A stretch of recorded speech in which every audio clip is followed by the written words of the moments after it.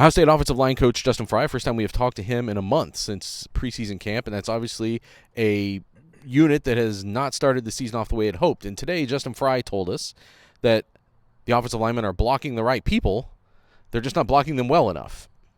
Stephen, what is your reaction to hearing that 2 games into the season for Ohio State, and what do you think it means? It's not good.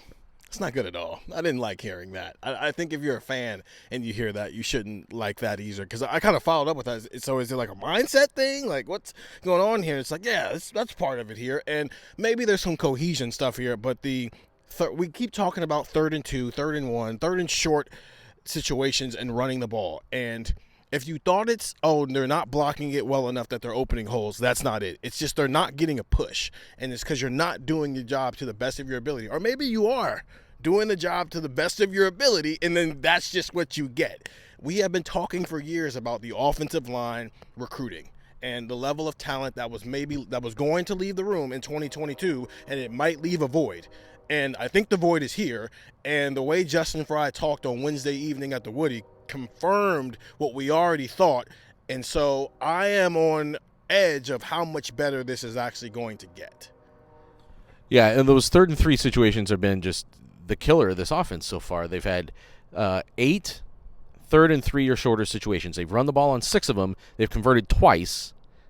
If you take away a Trevion Henderson run, the other 5 times I think they've netted 2 yards, and none of that counts the time it was 3rd and 1 and Josh Simmons got a hold that negated whatever happened on that play, because that play didn't actually happen. So it's been a really bad 3rd and short situation through 2 games, and the offensive line, and Ryan Day, as we talked about the other day, clearly he doesn't like call people out usually. So, but the way that he's answered questions about the offensive line tells you about what he thinks about the progress. And Andrew, is this a fix that can happen just through practice, do you think? Because this group came together a little bit later, that wasn't until later in preseason camp that they decided on a starting 5?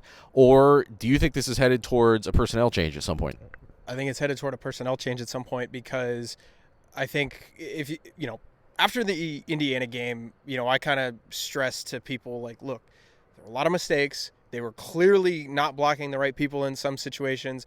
I pointed to Josh Simmons and a couple other guys, like, look, they'll figure it out. They'll work these kinks out. The Youngstown State game was a little bit different, and what we just heard, that's pretty concerning. You should be very concerned if you're an Ohio State fan, because the number one word that Coach Frye used was violence. He was talking about violence. He was talking about being violent, blocking, he's like, we're blocking the right guys. We're not blocking them well enough. That's terrifying to hear if you're talking about Ohio State offensive line, because there are things that you can coach. There are things that you can teach. For example, who to block, how to block them. You can teach those things. He mentioned there was a play with Josh Simmons where, he had the illegal hands to the face penalty. And then a couple plays later, hands started to ride up again, took it down. Those things you can coach.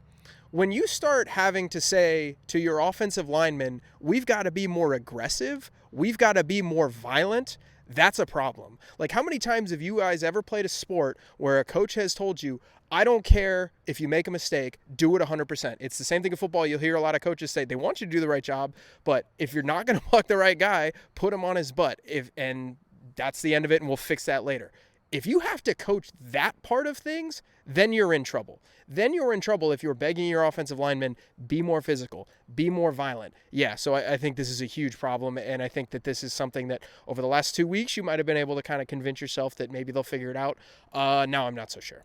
The one thing I will say is there are 2 guys on this offensive line. Carson Hinsman, the starting center, redshirt freshman, a year and some change ago had never done a shotgun snap. And then Josh Simmons moving up from San Diego State to take over at left tackle for Ohio State. Like, that's 2 guys who are making a big adjustment. And I guess I could understand a situation where you are still so technically trying to figure things out there on the field that some of that, the other thing that you're talking about, the violence maybe doesn't come through. It's harder to be violent when you are still maybe in your head a little bit about what you're doing out there. But I also think the unfortunate thing is this is another week. Western Kentucky's defense stinks. Like, they're not good.